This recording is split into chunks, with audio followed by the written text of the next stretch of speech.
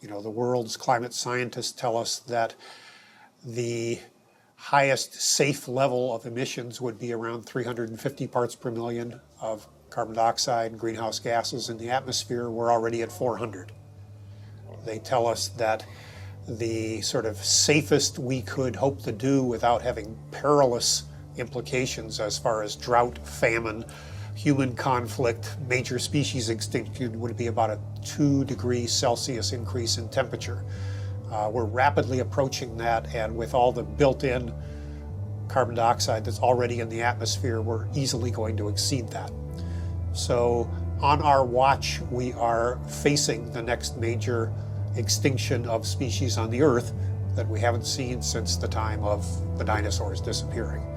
You know, when whole countries go underwater because of sea level rise, when whole countries find that there's so much drought that they can't feed their population, and as a result they need to desperately migrate to another country or invade another country.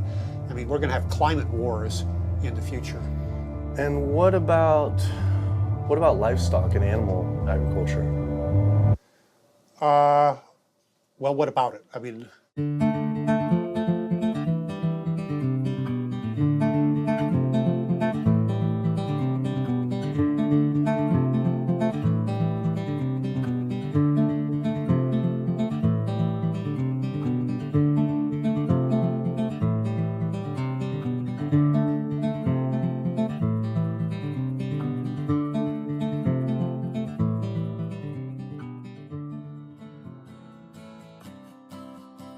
My name's Kip. This is me. I had a cliche US American childhood. My mom was a teacher, my dad was in the military, and I have one sister. I played all the sports growing up, but I always loved the outdoors and camping. Life was simple, not a care in the world. And then this guy showed up. Like so many of us, I saw his film An Inconvenient Truth about the impacts of global warming, and it scared the emojis out of me. In Al Gore's film, he describes how our Earth is in peril. Climate change stands to affect all life on this planet. From monster storms, raging wildfires, record droughts, ice caps melting, acidification of the oceans, to entire countries going underwater. That could all be caused by humans' demands on the Earth. With scientists warning unless we take drastic measures to correct our environmental footprint, our time on this planet may be limited to only 50 more years. I wanted to do everything I could to help. I made up my mind right then and there to change how I lived and to do whatever I possibly could to find a way for all of us to live together, in balance with the planet sustainably forever. I started to do all the things Al told us to do. I became an OCE, Obsessive Compulsive Environmentalist. I separated the trash and recycling, I composted, changed all the light bulbs, took short showers, turned the water off when I brushed my teeth, turned off lights when leaving a room, and rode my bike instead of driving everywhere. But as the years went by, it seemed as if things were getting worse. I had to wonder, with all the continuing ecological crisis facing the planet, even if every single one of us adopted these conservation habits, was this really going to be enough to save the world? It just seemed that there was something more to the story. I thought I was doing everything I could to help the planet. But then, with one friend's post, everything changed. The post sent me to a report online published by the United Nations stating that cows produce more greenhouse gases than the entire transportation sector. This means that raising cattle produces more greenhouse gases than all cars, trucks, trains, boats, planes combined, 13% compared to 18% for livestock. This is because cows produce a substantial amount of methane from their digestive process. Methane gas from livestock is 25 to 100 times more destructive than carbon dioxide from vehicles. Here I'd been riding my bike everywhere to help reduce emissions, but it turns out there's more to climate change than just fossil fuels. I started doing more research. The UN, along with other agencies, reported that not only did livestock play a major role in global warming, it is also the leading cause of resource consumption and environmental degradation destroying the planet today. How is it possible I wasn't aware of this? I thought this information would be plastered everywhere in the environmental community. I went to the nation's largest environmental organizations' websites, 350.org, Greenpeace, Sierra Club, Climate Reality, Rainforest Action Network, Amazon Watch, and was shocked to see they had virtually nothing on animal agriculture. What was going on? Why would they not have this information on there?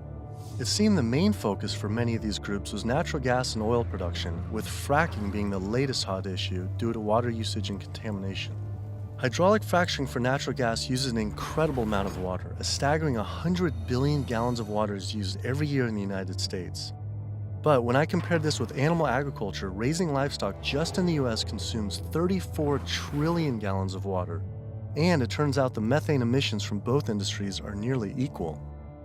Living in California, a state plagued by drought and water shortages, water use is a major concern for many of us. The average Californian uses about 1,500 gallons per person per day.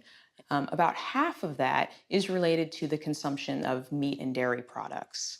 So meat and dairy products are incredibly water intensive, in part because the animals are using very water intensive grains. That's what they eat. And so all of the water embedded in the grain and that the animal eats essentially is considered part of the virtual water footprint of that product.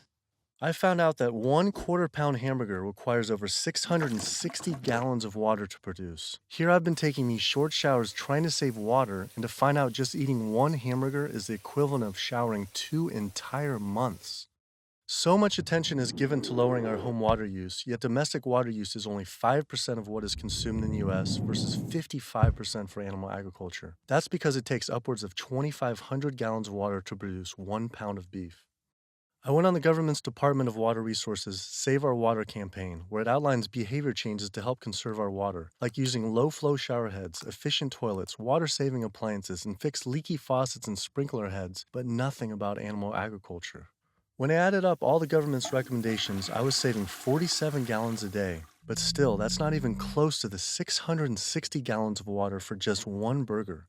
I wanted to see if I could somehow talk with the government about this. Just calling to see if we could schedule an interview. Yeah, that would be good. What does your schedule look like this afternoon or tomorrow afternoon? Tomorrow afternoon could be good. For the urban environment, there are a lot of things that can be done. Indoor, using low-flow shower heads, low-flow faucets, efficient toilets, efficient water using appliances. All those are really good areas that can help quite a lot. But the biggest water savings is from outdoors. We have to be mindful of the way we use water. We have to use it as efficiently as possible. We have to protect its quality, and we have to be good stewards of the environment that depend on water. And checking the sprinklers. A lot of time we get a lot of leaks and broken sprinklers and things like that wastes water. And those are the areas that there's a lot of room for conservation. It kept on coming up. A lot was of animal agriculture. Can you comment on that at all, about how much that plays a role in water consumption and pollution?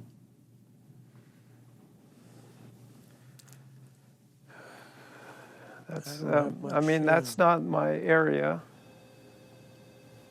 There's one study that found that 1 pound of beef, 2,500 gallons of water. Yeah. Yeah.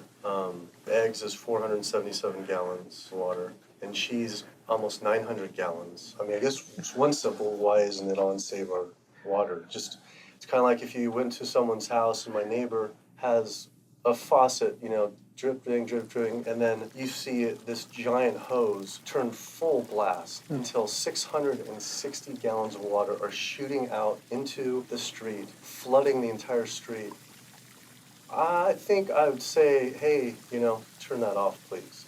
It seems like it's a huge thing that we could be doing by far more than anything else. Just like, if that is really the case. I think that the water footprint of animal husbandry is greater than other activities. There's no ifs, and, or buts about it. That would be really powerful, just rather than waiting till we're in a drought. What do you think about just starting now, and whoever's in charge of the Save Our Water, hey, let's start encouraging people to eat less meat now, because these studies are coming out. I don't think that'll happen. Why? I don't think that'll happen. Why? Because of the way government is set up here. That's interesting, though. Why though?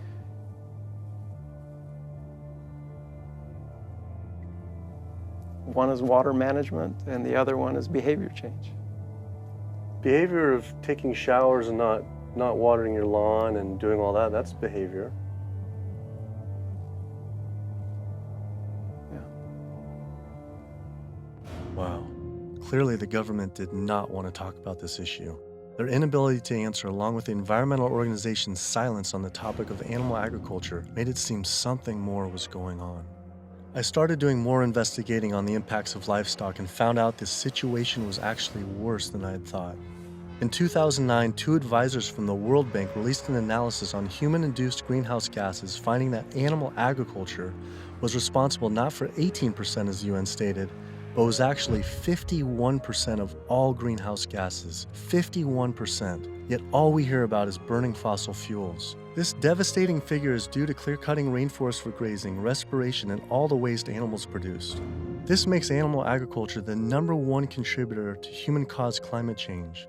But not only that, I found out raising animals for food consumes 1/3 of all the planet's fresh water, occupies up to 45% of the Earth's land, is responsible for up to 91% of Amazon destruction, is a leading cause of species extinction, ocean dead zones, and habitat destruction. Yet, the world's largest environmental groups that are supposed to be saving our world didn't mention this anywhere. I had to speak with environmental organizations to find out why they weren't addressing this issue. I sent off dozens of emails, made call after call, spent hours on hold. Days became weeks and weeks became months, and for some reason, no one wanted to talk to me about this. So bizarre. I supported these organizations for so long and now was met with silence. I was, however, able to connect with a handful of environmental authors and advocates that were willing to address this issue. I took my old trusty van, Super Blue, out of retirement and hit the road. So my calculations are that without using any gas or oil or fuel ever again from this day forward, that we would still exceed our maximum carbon equivalent greenhouse gas emissions, the 565 gigatons, by the year 2030, without the electricity sector or energy sector even factored in the equation, all simply by raising and eating livestock. If you reduce the amount of methane emissions, the level in the atmosphere goes down fairly quickly and within decades, as opposed to CO2. If you reduce the emissions to the atmosphere, you don't really see a signal in the atmosphere for 100 years or so. The single largest contributor to every known environmental ill known to humankind: deforestation, land use, water scarcity, the destabilization of communities, world hunger. The list doesn't stop. It's an environmental disaster that's being ignored by the very people who should be championing. Free-living animals made up, 10,000 years ago, made up 99% of the biomass. And human beings, we only made up 1% of the biomass. Today, only 10,000 years later, which is really just a fraction of time, we human beings and the animals that we own as property make up 98% of the biomass. And wild, free-living animals make up only 2%. We've basically completely stolen the world, the earth, from free-living animals to use for ourselves and our cows and pigs and chickens and factory farmed fish. And the oceans have been even more devastated. Concerned researchers of the loss of species agree that the primary cause of loss of species on our Earth that we're witnessing is due to overgrazing and habitat loss from livestock production on land and by overfishing, which I call fishing, in our oceans. And we're in the middle of the largest mass extinction of species in 65 million years. The rainforest is being cut down at the rate of an acre per second. And the driving force behind all of this is animal agriculture, cutting down the forest to graze animals and to grow soybeans, genetically engineered soybeans to feed to the cows and pigs and chickens and factory farmed fish. 91% of the loss of rainforest in the Amazon area thus far to date, 91% that's been destroyed, is due to raising livestock. The leading cause of environmental destruction is animal agriculture. I just couldn't understand why the world's largest environmental organizations were not addressing this when their entire mission is to help protect the environment. But that's the thing too, is they say, use less coal, ride your bike. What about, eat less meat? Yeah. I think they focus grouped it and it's a political loser. In terms of, because they're membership organizations, a lot of them. They're looking to maximize the number of people making contributions, and if they get identified as being anti-meat or challenging people on their everyday habits, that's something that's so dear to people that it will hurt with their fundraising. They do not want to address the primary driving cause of environmental devastation, which is animal agriculture, because they're businesses and they want to make sure that they have a reliable source of funding. I went invited to a meeting with Al Gore and some years ago now, and made these methane arguments, and he was really pushed back. And that's just his argument. It's hard enough to get people to think about CO2.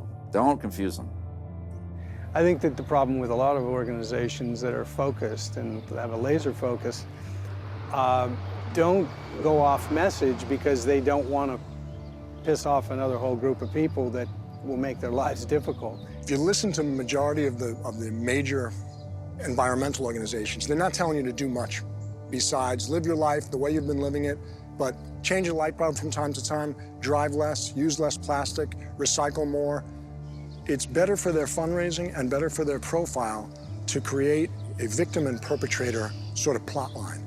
It's like when we talk about the fact that when we have a dysfunctional family and the father is an alcoholic, that's the one thing no one talks about. Everybody goes around that, and yet it's the one thing that's causing the devastation in the relationships in the family, because no one wants to talk about it. How could these organizations not know? I mean, the issue is right in front of them. It's unmistakable at this point.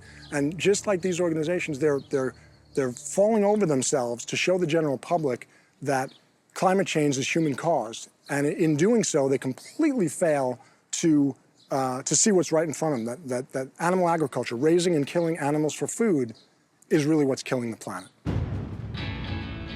That was it. No more emails, no more phone calls. I had enough. I realized if I wanted answers, I would have to go to these organizations' headquarters in person. Hi, how's it going? We're doing a full-length feature documentary, and it's on sustainability and animal agriculture plays a role. And we're seeing if we can talk to David Barr. David Barr? Yeah. Okay. Do you have an appointment with him?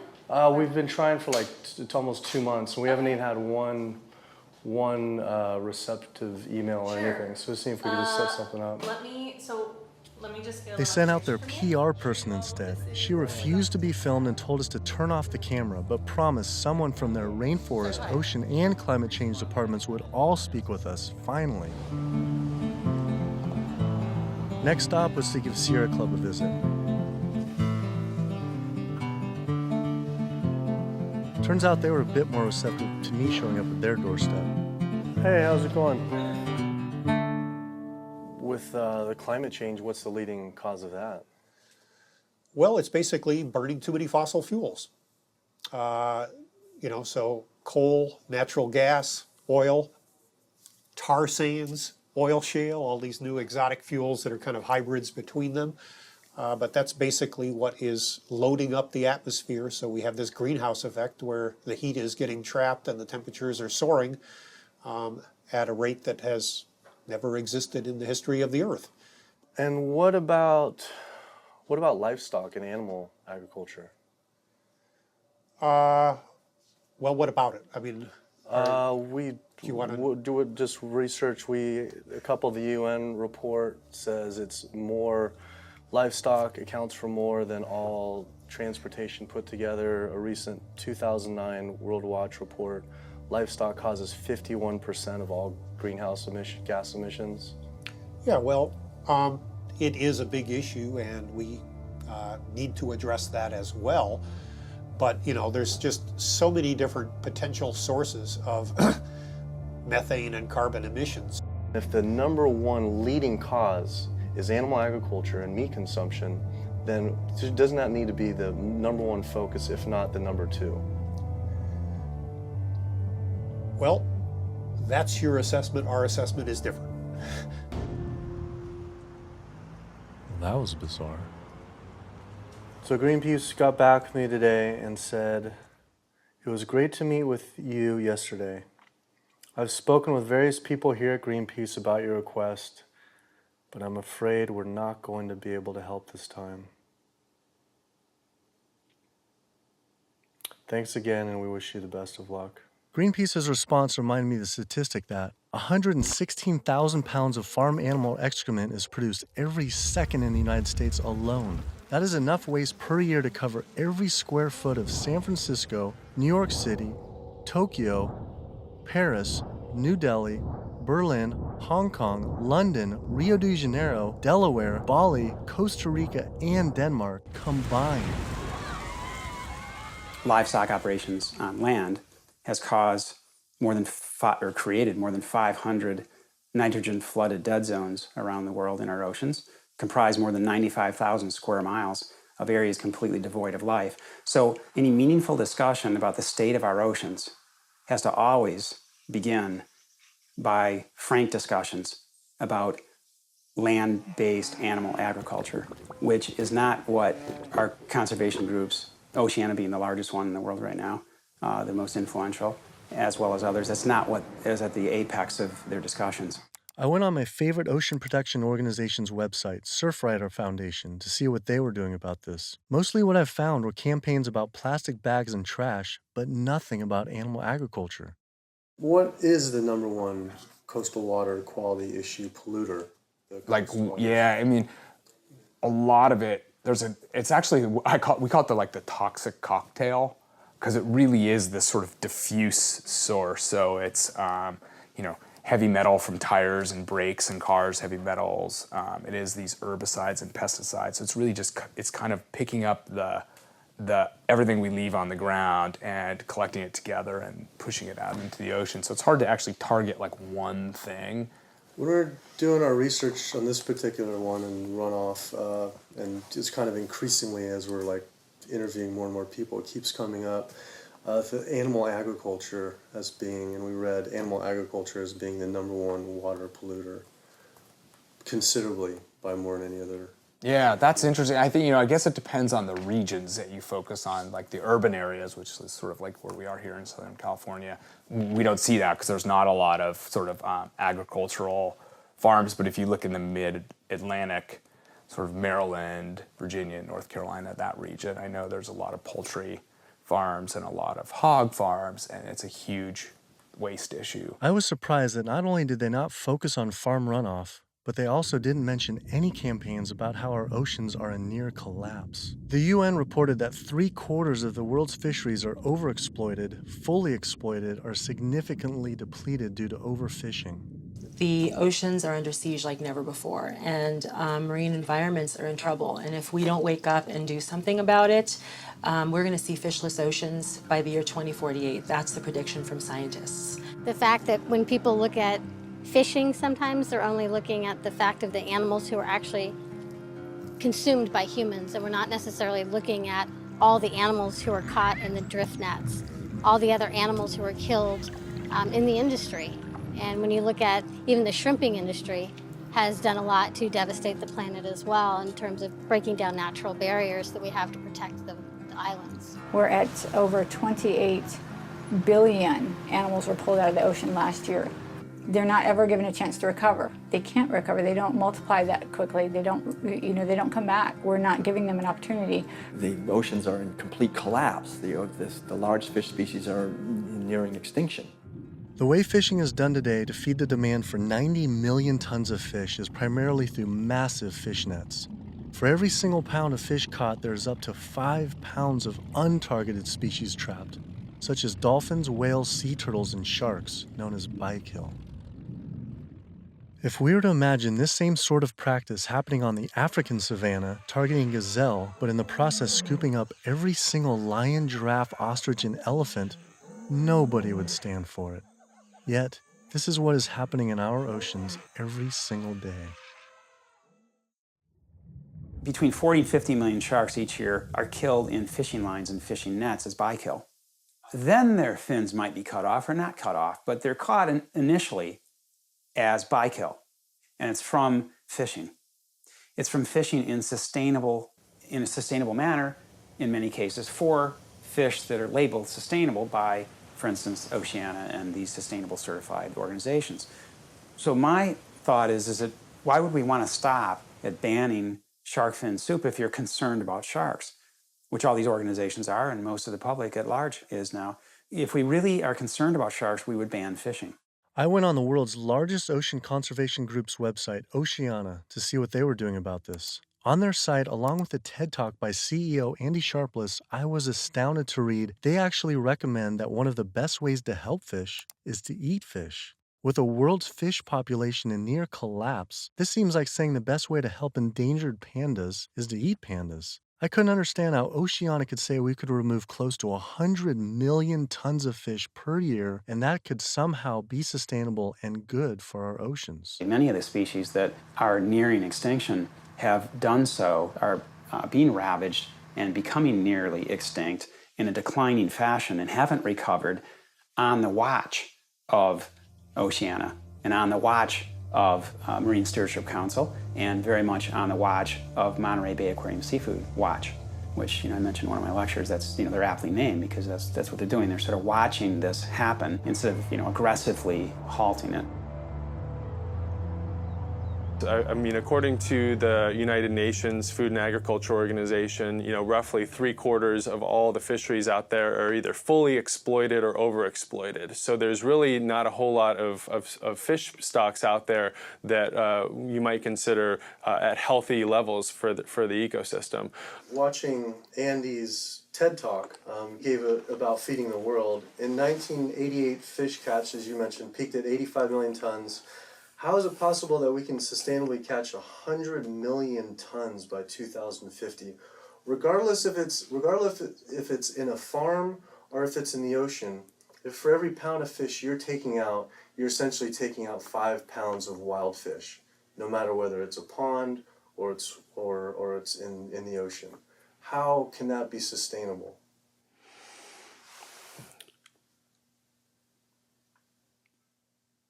The ultimate question, right, is that there is a tremendous amount of natural production that is basically coming out of the oceans all the time. So we have a massive amount of upwelling from our ocean conveyor belt that's bringing up ancient 1,000-year-old nutrients, and our ecosystems are turning that into fish. Yes, they're eating each other, and you're losing some of that production every step up in the food chain, but you get more every year. You can fish and take some out, and next year there will be more.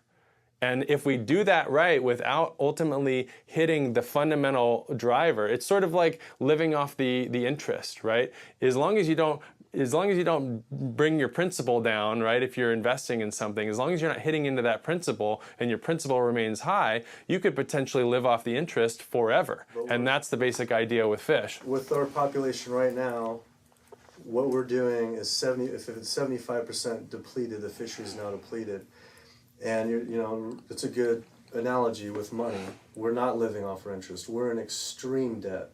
And if our population who's trying to live as a family on the same amount of money, and it's increasing 35% to 9 billion people, right? Isn't it just, hey, we got to stop spending money? Yeah. We need to stop eating fish. Well, if you could bring the principle back. Fishing of any type is depleting not only the species, but you get into this serial depletion where one fish species will be minimized and the fishing industry for that fishery will move on to the next species. And it's called serial depletion, aptly named. And in the process, so the fish are being lost, not only the species is being lost, but the next in line is being lost, and then the mechanism is still extremely destructive. So they're losing the fish species, but it needs to be kept in mind they're also destroying habitat. I think they came up with this term, sustainable fishing, to make ourselves feel good about eating fish and continuing to take fish out of the oceans, when in fact, really, it's Sea Shepherd's position that there is no such thing as sustainable fishing. Seafood is not a protein source for a sustainable protein source for the feeding of the planet, of the people on the planet. It's just not. People don't want to hear it because that makes them feel like they have to take action. They have to stop doing something, and a lot of people don't want to. And people don't want to. They don't want to put it out there because it's uncomfortable. They don't want to propose to tell people what to do. But we're at a point where we all have to be cognizant, and we have to realize, and we have to take an action. Our founder, Captain Watson, likes to say, "If the oceans die, we die." That's not a tagline. That's the truth. Perhaps the only other ecosystem that is being destroyed at such a rapid rate are the world's rainforests. Our global rainforests are essentially the planet's lungs. They breathe in CO2 and exhale oxygen. An acre of rainforest is cleared every second, and the leading cause is to graze animals and grow their feed crops. That is essentially an entire football field cleared every single second.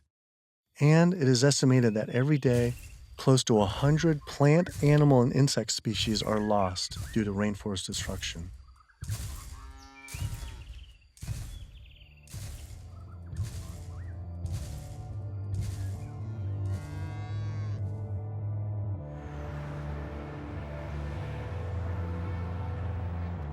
What is the leading cause, absolute leading cause of rainforest destruction? Human intervention into rainforests is the leading cause. And so it's either for logging or it's for agribusiness. And that's when you're looking at the top global drivers, it will vary a bit by the rainforest that you're talking about. But the way that we're choosing to use these natural resources on a large industrial scale is the leading driver. When I went on Rainforest Action Network's website, I couldn't believe I didn't see anything about cattle. But I did see they had a large campaign against palm oil. Palm oil plantations are causing tremendous deforestation in the Indonesian rainforest. It is estimated that palm oil is responsible for 26 million acres being cleared. Though, compared to livestock and their feed crops, they were responsible for 136 million acres of rainforest lost to date. But on their website, I was shocked to find cattle was not included as one of their 4 main key issues. Instead, they focused on palm, pulp and paper, coal, and tar sands. How could they not have the leading cause of rainforest destruction? I had to wonder, why focus on fossil fuels and not cattle? Is it more fossil fuels or is it more animal agriculture? I don't know why we would ever do a one or the other. I'm just wondering, what more is it? I don't necessarily know what it is. Could the executive director of one of the world's largest rainforest protection groups honestly not know what was going on? Or even worse, were they hiding it on purpose? And if so, why? I immediately went to Amazon Watch to see if they would say what the leading cause of rainforest destruction truly is. The most biologically and culturally diverse place on the planet is under massive attack right now. The Amazon rainforest itself could be gone in the matter of the next 10 years. What is the leading cause of rainforest destruction? The leading cause of rainforest destruction, I would say, well, just to put it into the context of what Amazon Watch works on, there's many drivers of deforestation, as we call them. Many different reasons and ways that the rainforests are destroyed.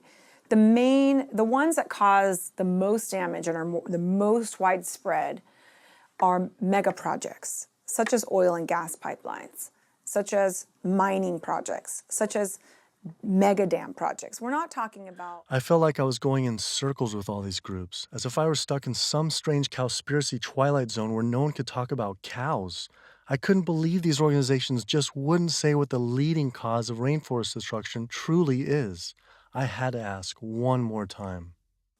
It's hard to say what is a leading cause of deforestation of the Amazon because they're all destructive: oil and gas, mining, dams, agriculture. But in terms of land use, in terms of the amount of land that is destroyed by when we talk about, in comparison, all those different causes of deforestation, what is causing the most trees to fall, for example? I think it would definitely be agriculture. Unfortunately, one of the biggest causes of deforestation definitely in the Brazilian Amazon is agribusiness, cattle grazing and soy production in particular. This is really what's going on. Why do you think that's like no Greenpeace or no one's really saying the whole story? The whole story about one of the main cause of deforestation. And I think you brought up some really good points about why isn't anybody doing anything about this? And I think in Brazil in particular, I think when we look at what happened after the Forest Code was passed, and people who were standing up against the lobbyists and the interests, the special interests, the cattle industry, the agribusiness industry, what was happening to them? A lot of people who were speaking out got killed.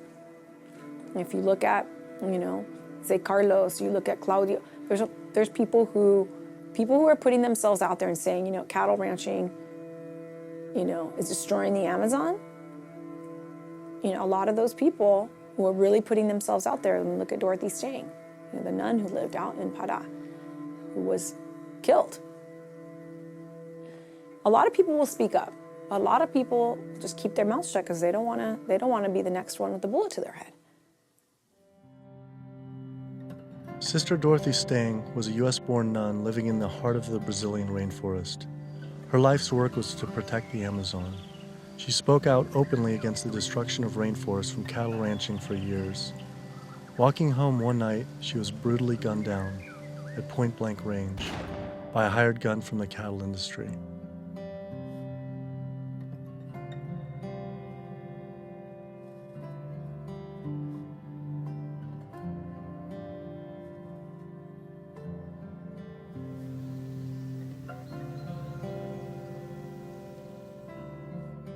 After Greenpeace's initial denial for an interview, I wrote again, begging they reconsider. Greenpeace got back again and said again, I'm afraid we've explored the options here in terms of helping you and are not going to be able to be involved this time. You mentioned you were also speaking to Oceana. I'm sure they'll be able to give you some great quotes about ocean-related issues. Thanks again for thinking of us. Unbelievable. With Greenpeace unwilling to be interviewed, I had to find a different avenue for answers. There's something really fishy going on over there. Fortunately, I found a former Greenpeace board of director who now speaks openly about the industry. Environmental organizations, like other organizations, are not telling you the truth about what the world needs from us as a species. It's so frustrating when the information is right before their eyes. It's documented in peer-reviewed papers and journals. It's there for everybody to see, but the environmental organizations are refusing to act.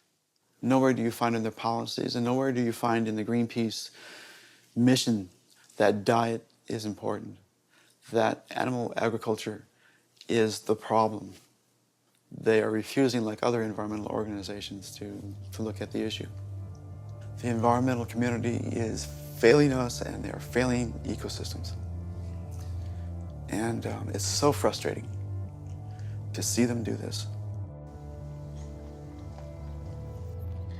NRDC, the Earth's best defense.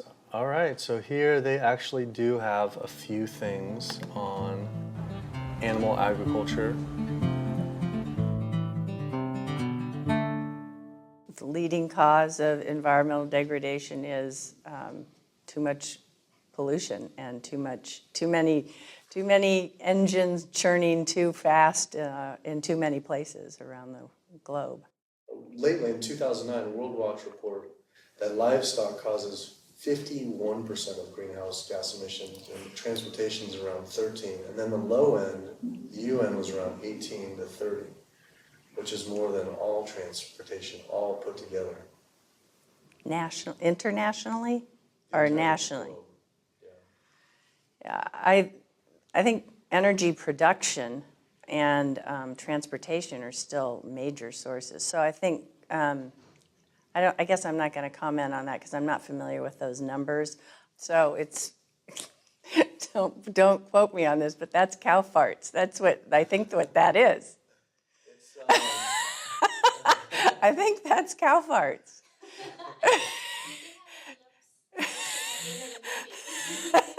Well, that's part of the story.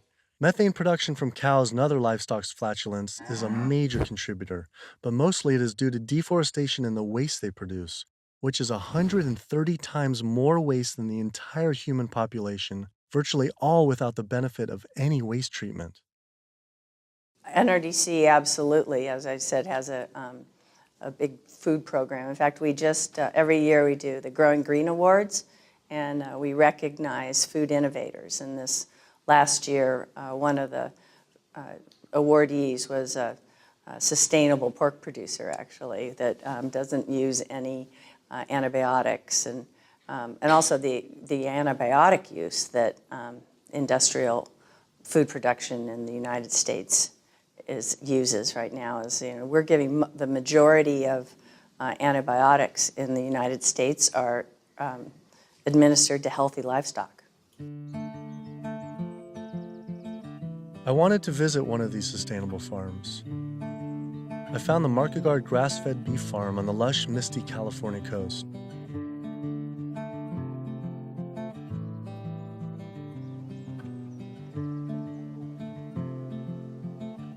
I met Eric and Donegal Markegard and their 4 children. Leah and Larry are usually up at 6 and out, milking the cows, slopping the hogs.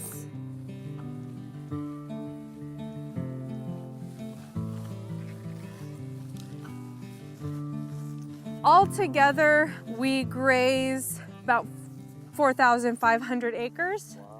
And this is our home ranch, and this is 952 acres of that. On average, it's about 1 cow or cow and a calf per every 10 acres. We would produce annually roughly 80,000 pounds of finished plate-ready meat.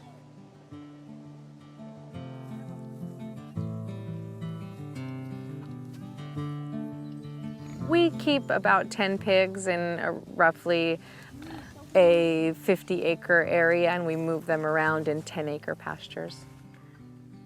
Some people think that pigs are dirty and gross, but I really like them. They know people, and they'll be friends and really nice. And they could be like your best friend, or could be like your sister. See? They know you when you get to know them. I mean, I shouldn't be bonding, but you have to have nice pigs. Why shouldn't you bond with them? Well, because they're gonna turn into bacon. Oh. But these pigs are about 7 months old now. That's it? Wow. So these bigger ones are getting ready to be killed. Those 2 smaller ones there, they could grow up a few more months. I love animals, and that's why I'm in the meat business. It's what more of society needs to see, is that packaged piece of meat is a living animal, living and breathing creature that, yeah, it's hard. It's hard. But like what Donegal said earlier, we do it because we love them.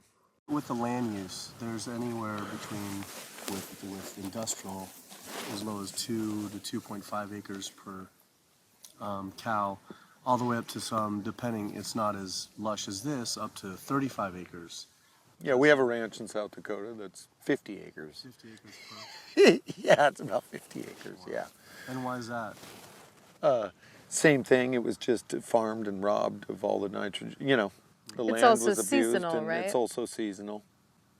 Is it possible, and is it practical for the whole world to, say, have grass-fed cattle? In, like, say, Brazil, where, 80%, supposedly 80% of the rainforest was destroyed for cattle.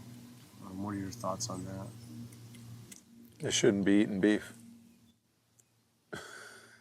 If their environment wasn't designed to raise beef, then they shouldn't be eating it. Yeah. How do you offset the carbon footprint of livestock?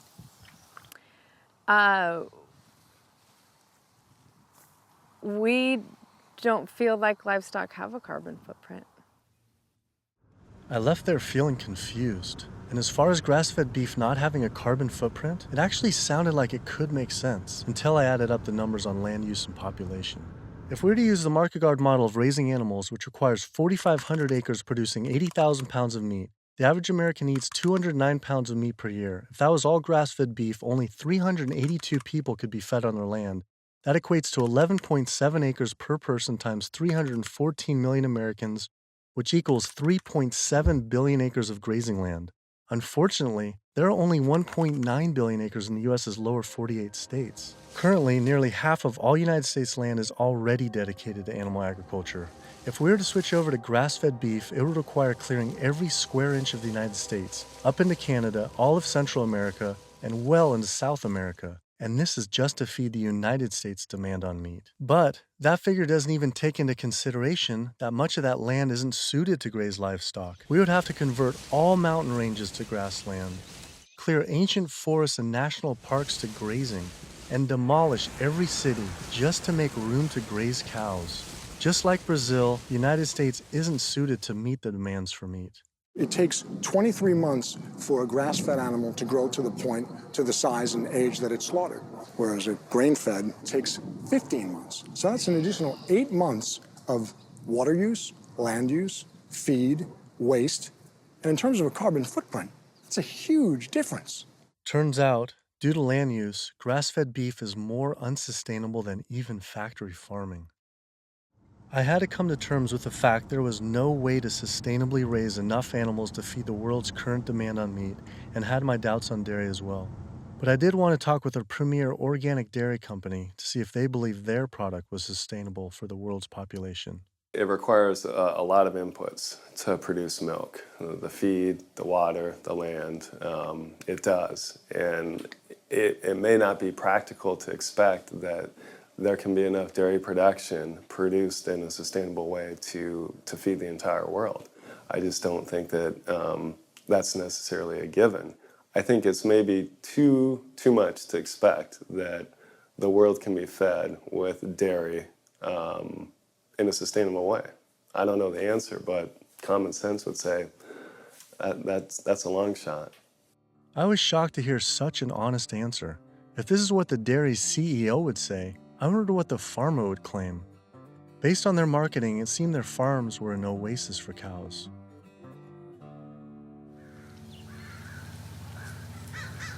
It was not what I expected.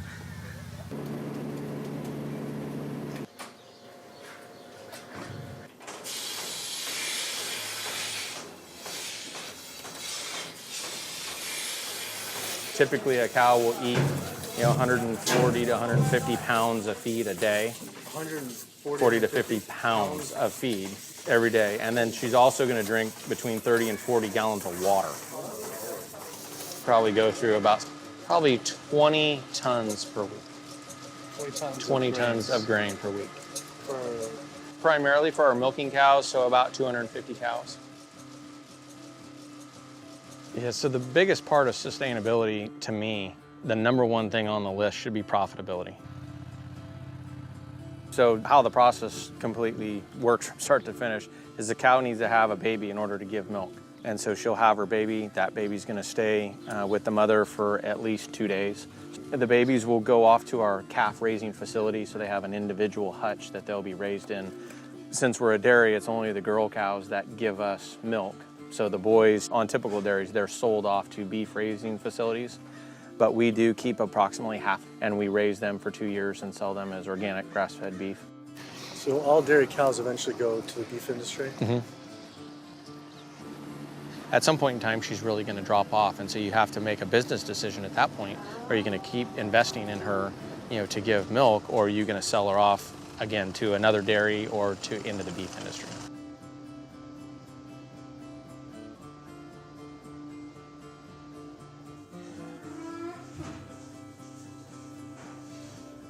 There's very few places on this planet that have this type of environment.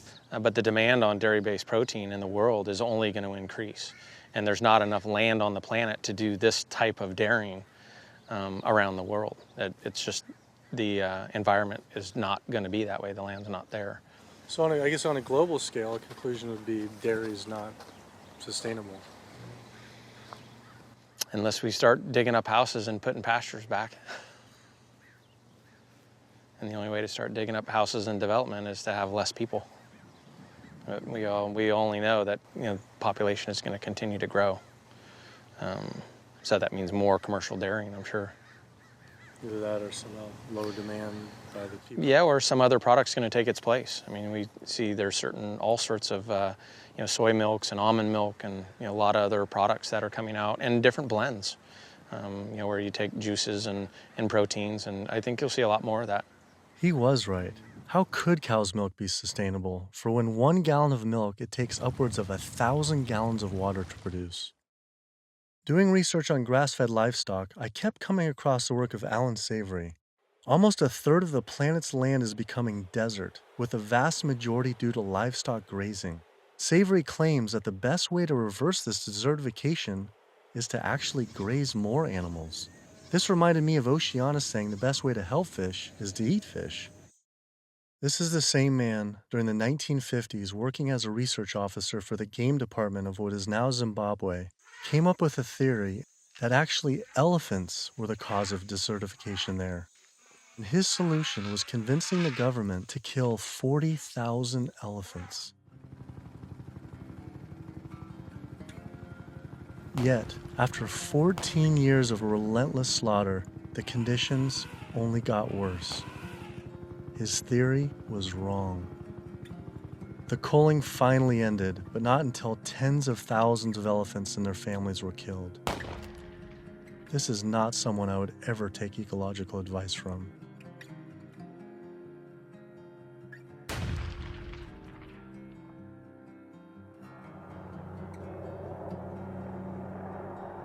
It turns out the cattle industry is having the same effect on wildlife in the United States. The government has been rounding up horses en masse, and we now have more wild horses and burros in government holding facility, 50,000 wild horses and burros in government holding facilities than we have free on the range. Basically, you have ranchers who get to graze on our public lands for a fraction of the going rate. So they're getting like this huge tax subsidy. It's about 1/15 of the going rate. And what the Bureau of Land Management has to do is say how much forage and water is on the land, and then they divvy it up. They give so much to the cows, so much to wildlife, and so much to the wild horses and burros. And what we see is the lion's share of the forage and water is going to the livestock industry. And then they scapegoat the horses and burros and say, oh, there are too many horses and burros, let's remove them.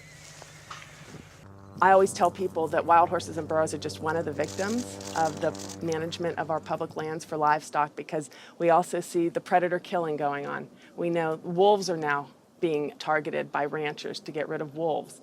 USDA has aircraft, and all they do is aerial gunning of predators. So all a rancher does is call up and say, I've got a coyote here.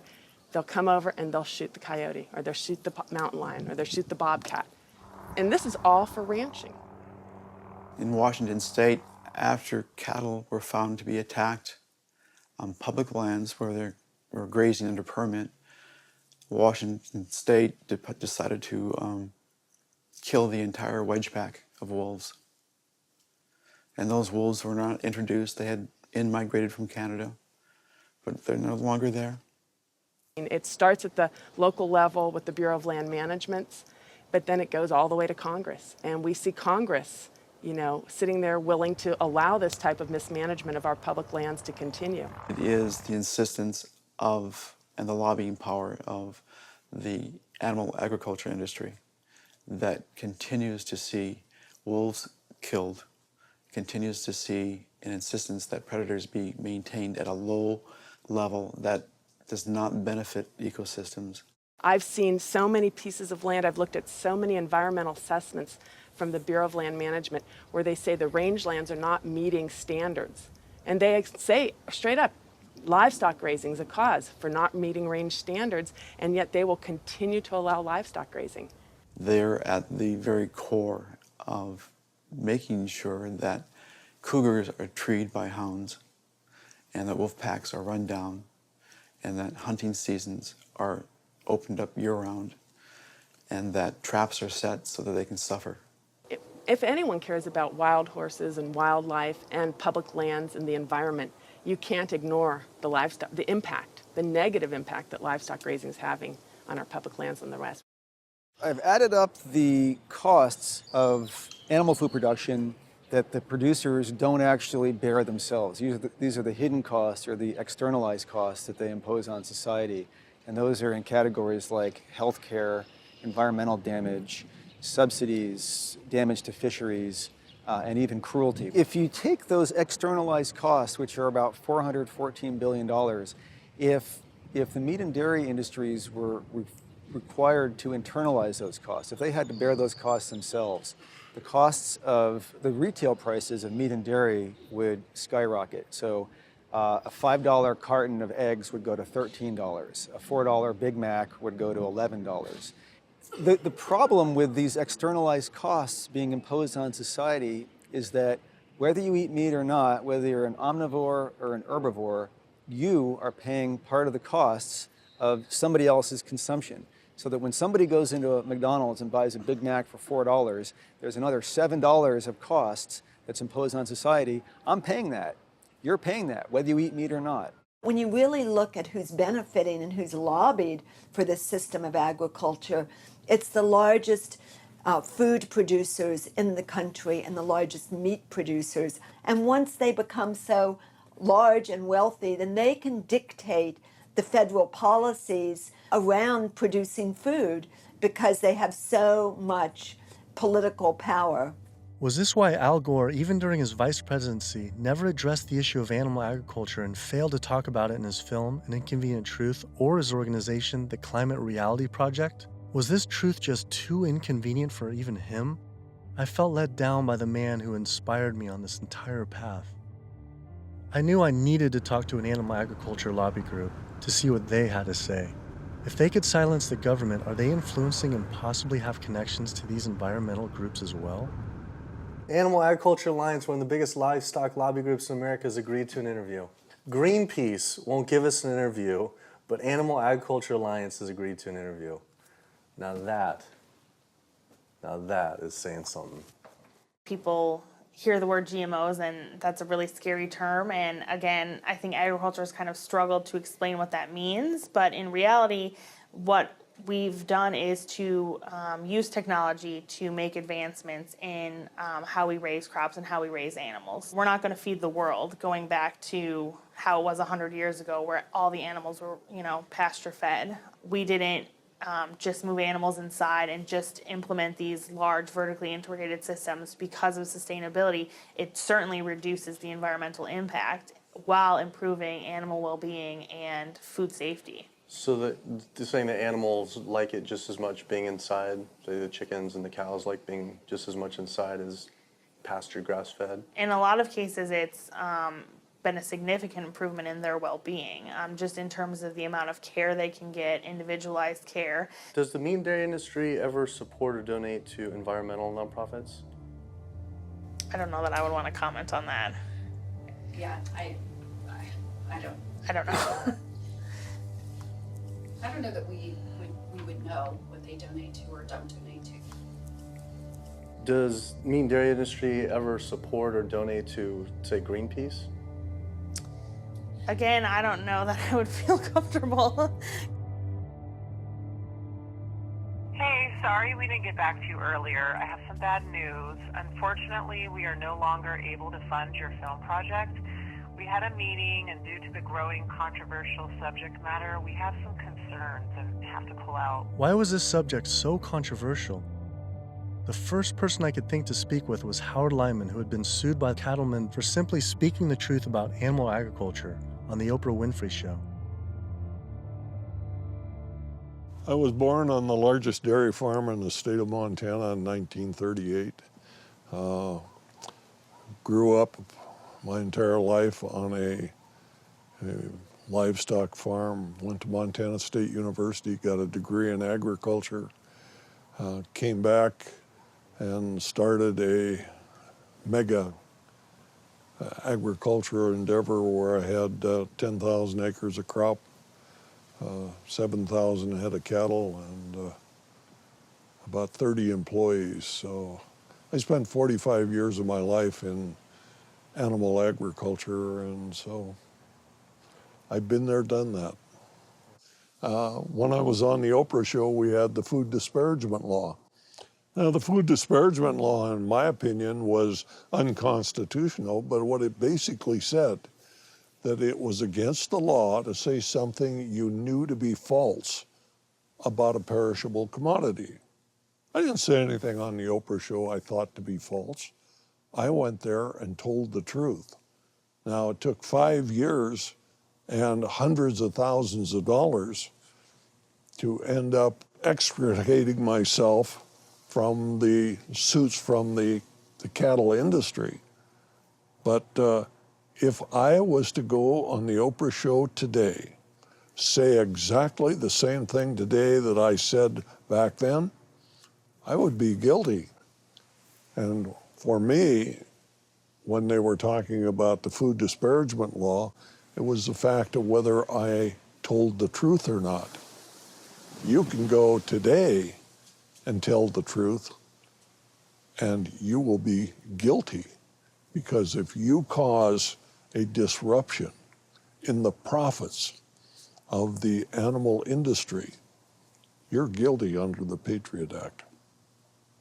Do you think there should be any concern of us making this documentary? Of course. If you don't realize right now that you're putting your neck on the chopping block, you know, you better take that camera and throw it away. The animal agriculture industry is one of the most powerful industries on the planet. I think most people in this country are aware of the influence of money and industry on politics, and we really see that clearly on display with this industry in particular. Most people would be shocked to learn that animal rights and environmental activists are the #1 domestic terrorism threat, according to the FBI. And why is that?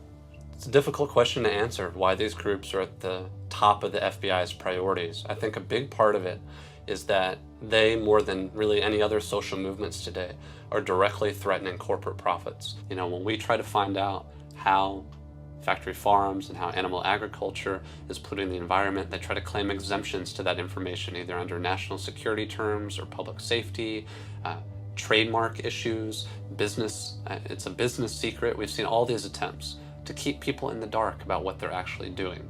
You know, one of the largest industries on the planet with the biggest environmental impact, trying to keep us in the dark about how it's operating. Through the Freedom of Information Act, we obtained documents from the Counterterrorism Unit that show they were monitoring my lectures, media interviews like this one, my website, my book.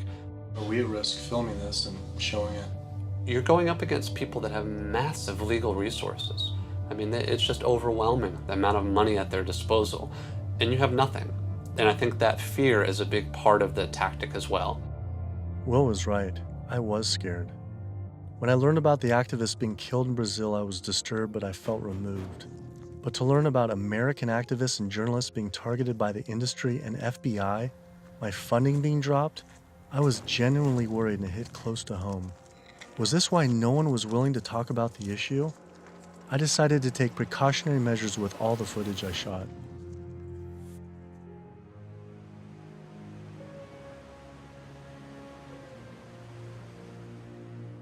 I was beyond frightened to imagine what could possibly happen if I pursued this subject any further. It seemed the only decision to make was to put down the cameras and walk away. But then, I realized this issue was way bigger than any personal concern I could ever have for myself. This was about all life on Earth hanging in the balance of our actions. Now you either live for something or die for nothing. And I actually had no choice all along. I decided then to surrender not to fear from the secret, but rather to a cause towards truth. I couldn't be like these environmental organizations and sit silently while the planet was being eaten alive right in front of our eyes. I had to stand up and continue on.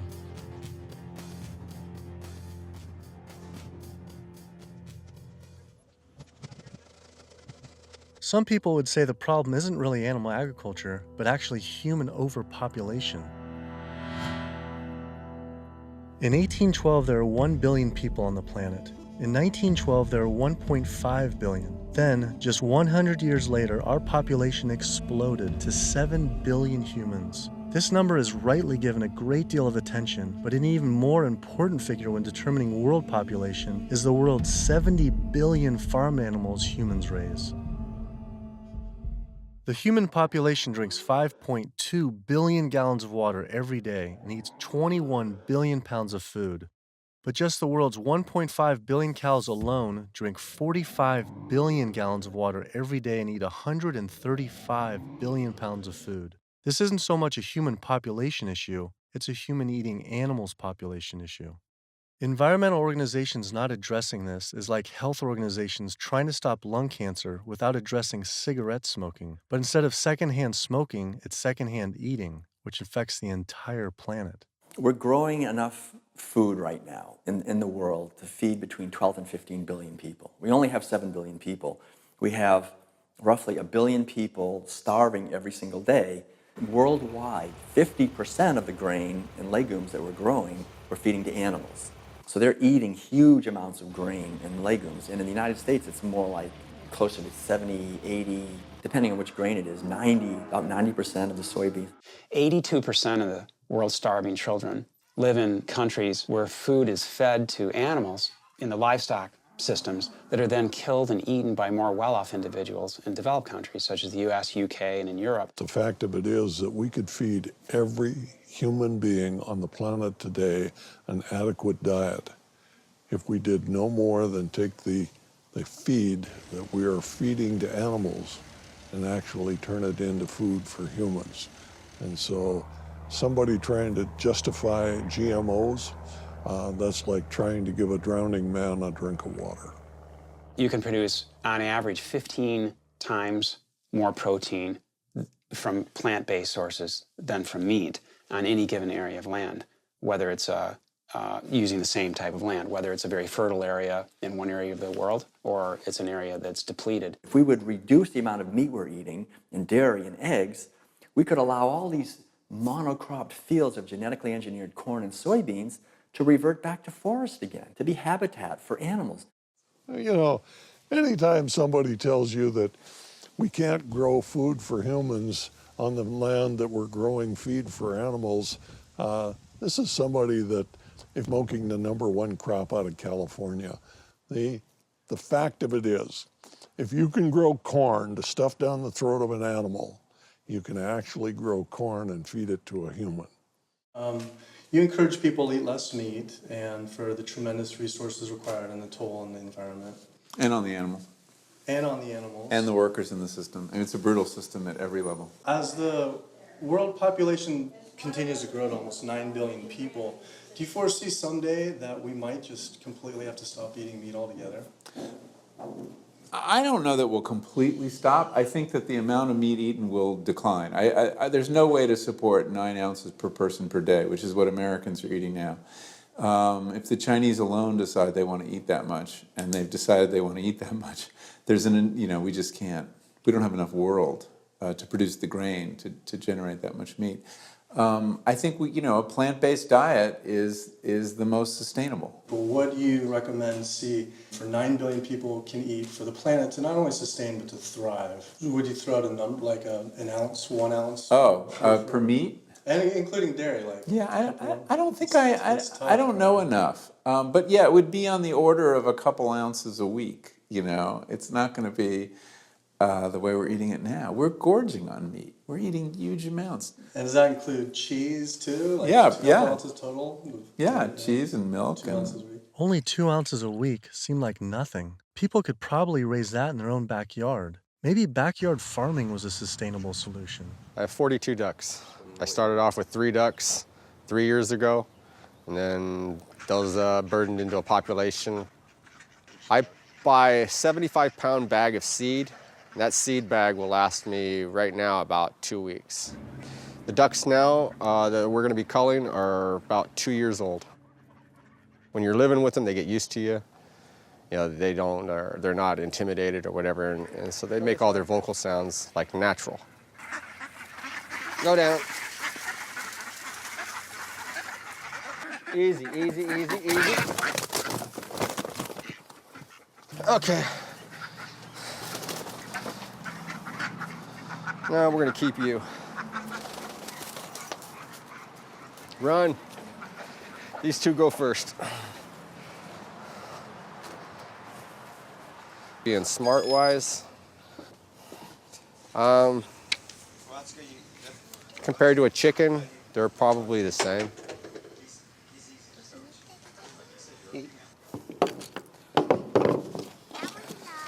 Yeah, he is. Alrighty. Okay. Right there.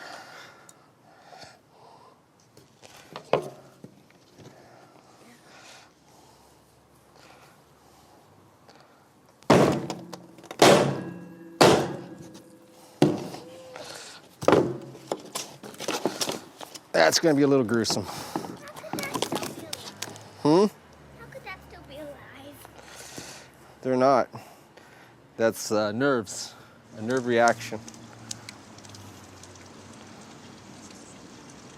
5 years old or something like that, I think it was the first time my dad came out and made us watch as we did rabbits.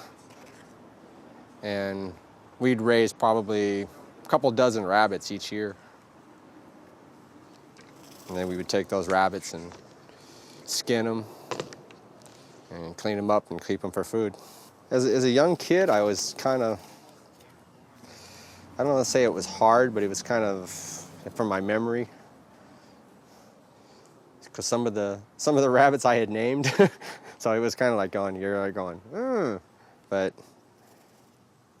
after doing it a couple of times, you kind of just learn it's just something that has to be done.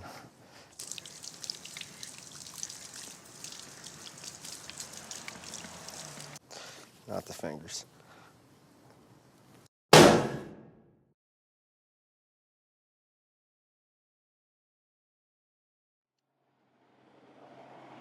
I just can't do it. I don't think I could have someone else do it for me. If I can't do it, I don't want someone else doing it for me. And then sustainability, for sustainability, 75 pounds is 2 pounds per, so it's a pound per week per duck. 52 weeks, 110, so it's 110 pounds of food for 1 to 1.5 pound of meat. So on a sustainability issue, it's 100 to 1. And that grain gets, who knows where that grain comes from. But I mean, when it gets to this point, it's not even about sustainability. It was just, I don't feel real good inside. It's the first time I've ever seen that. So, kind of, yeah. I'd been so caught up in the destruction caused by animal agriculture, I realized I'd never truly dwelled on the obvious reality that every one of these animals was killed. It was always a disconnected, abstract fact of eating meat, but when it became personal, face to face, the story changed. I had already scheduled weeks in advance to film another backyard slaughter of a chicken that stopped producing eggs. I didn't know how I was going to possibly go through another slaughter. So I didn't.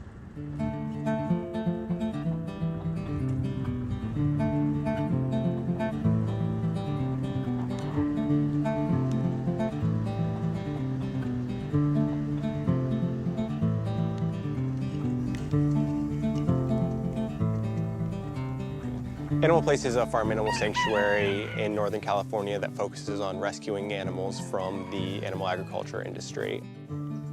A lot of people don't realize that meat breed chickens, like this guy behind us, they're generally slaughtered at about 42 days old, whereas chickens that are bred for egg production are killed when their productivity starts to decrease, when they start laying less eggs.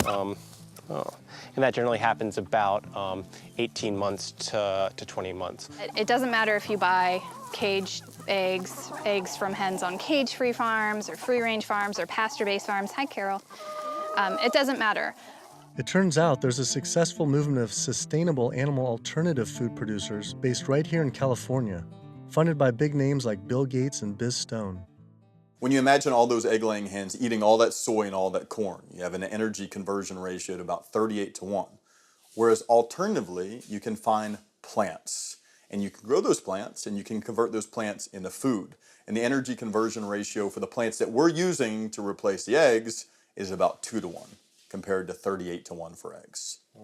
So our explicit goal is to have the maximum amount of impact by creating this new model that makes the global egg industry entirely obsolete.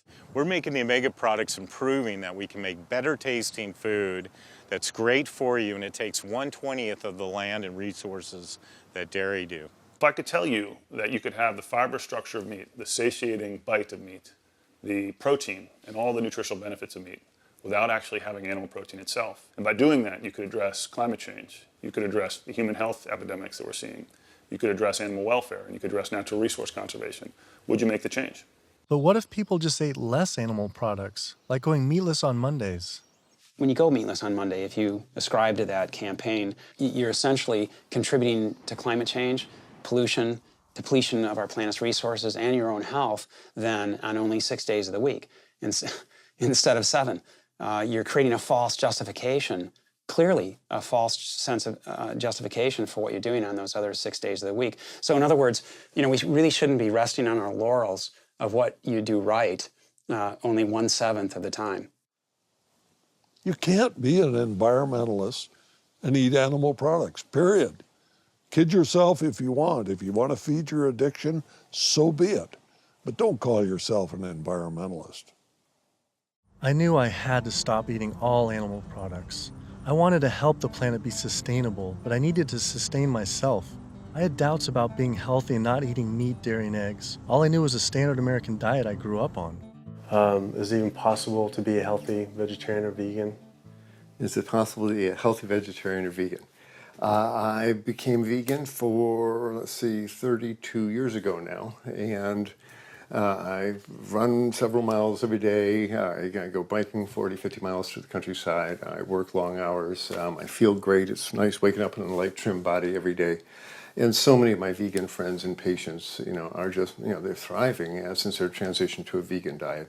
So yes, and I've seen vegan moms go through healthy vegan pregnancies and deliver healthy vegan children and raise them into tall, full-size, intelligent vegan adults. And yes, certainly all the nutrients are there in the plant kingdom to do this. That is correct. Think anyone should be consuming dairy? I really don't. When you think about it, the purpose of cow's milk, I did most of my growing up on a dairy farm in Wisconsin. The purpose of cow's milk is to turn a 65-pound calf into a 400-pound cow as rapidly as possible. Cow's milk is baby calf growth fluid. That's what this stuff is. Everything in that white liquid, the hormones, the lipids, the proteins, the sodium, the growth factors, the IGF, every one of those is meant to blow that calf up to a great big cow, or it wouldn't be there. And whether you pour it on your cereal as a liquid, whether you clot it into yogurt, whether you eat it into cheese, whether you freeze it into ice cream, it's baby calf growth fluid. And women eat it, and it stimulates their tissues, and it gives women breast lumps. It makes the uterus get big, and they get fibroids, and they bleed, and they get hysterectomies, and they need mammograms, and gives guys man boobs.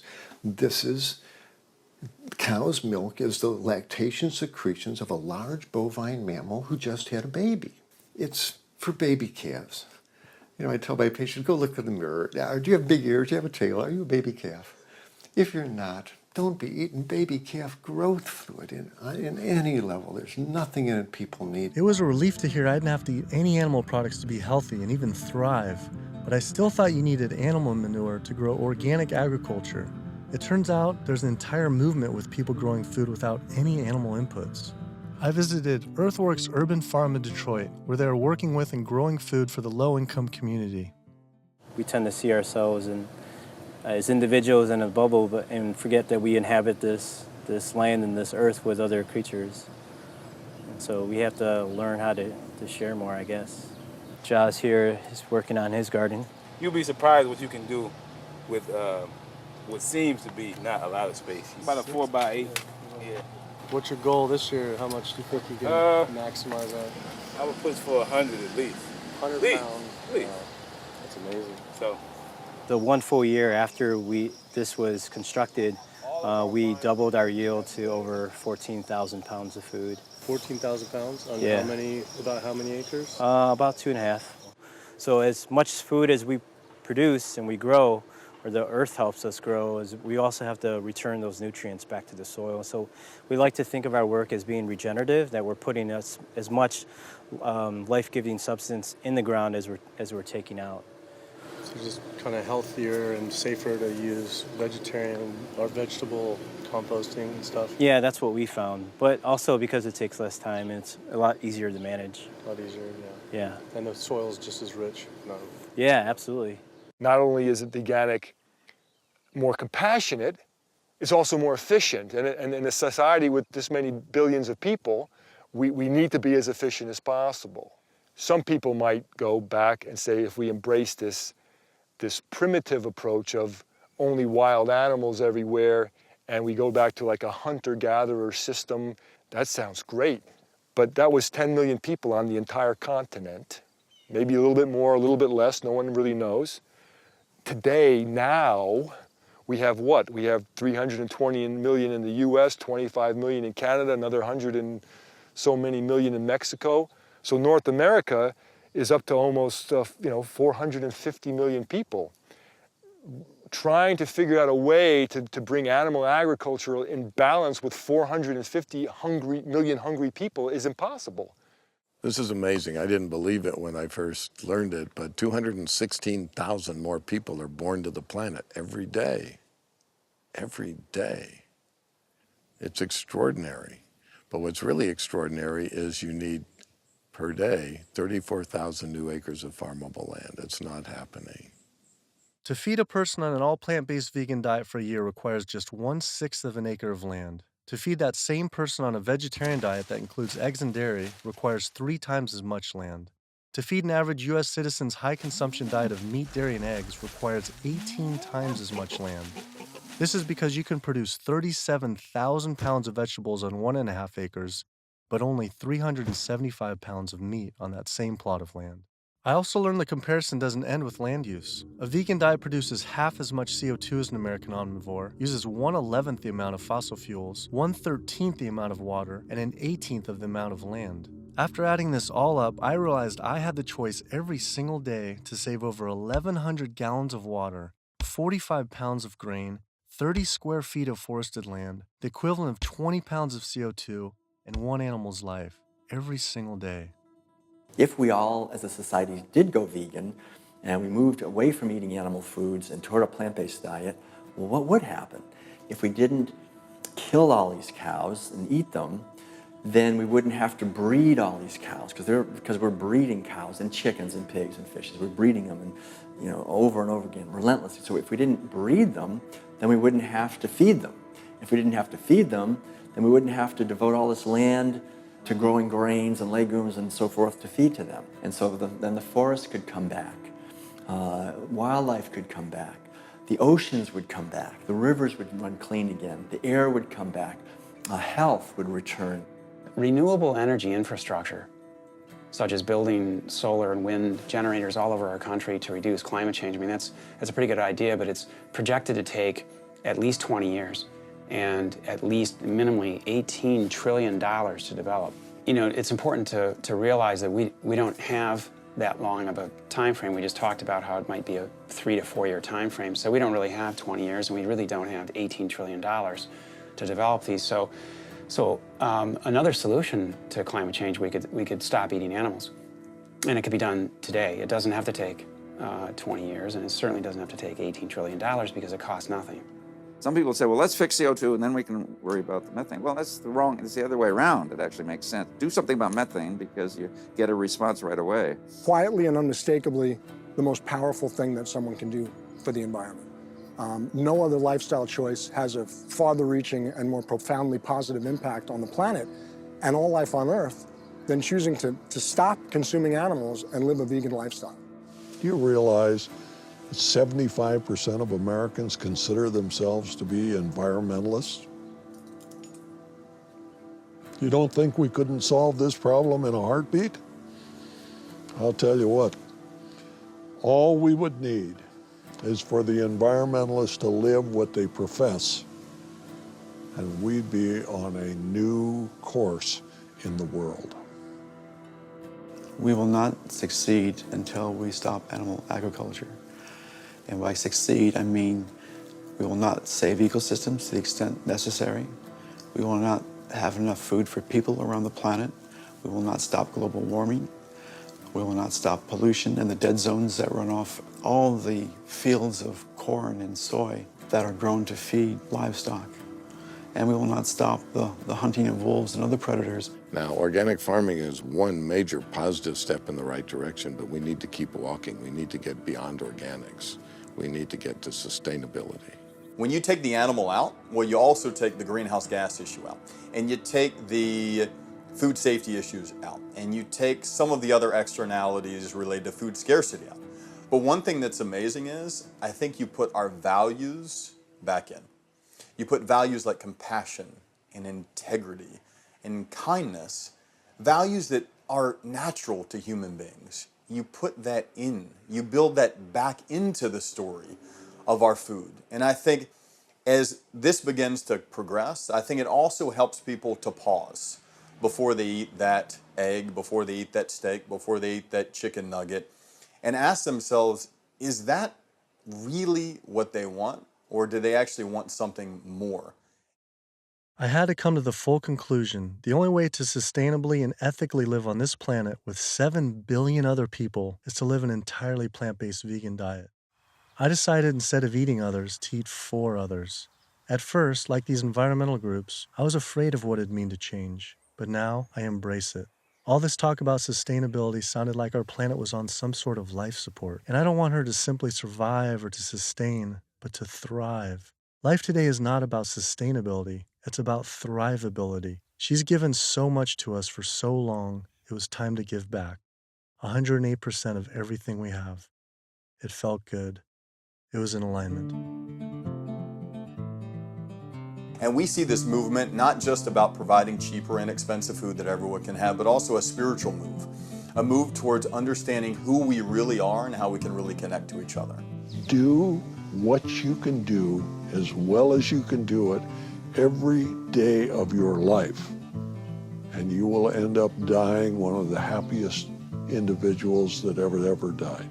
We become part of a gathering momentum of other people that's happening. This is really what's happening. This is the news. Selflessness is a nice way to be.